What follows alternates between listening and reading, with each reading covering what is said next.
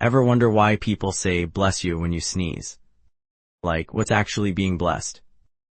Way back in the day, like ancient Rome level back, people believed a sneeze meant your soul could fly out of your body. So they'd say bless you to keep your soul in place.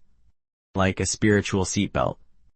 Later during the plague, that plague, sneezing was a super bad sign.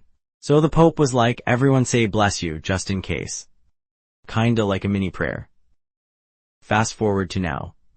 Totally normal to bless someone for launching snot across the room. We do it out of habit, but it started as a soul-saving emergency ritual. Weird, right? This is Brain Buzz. Weird facts short and sweet. Follow for more.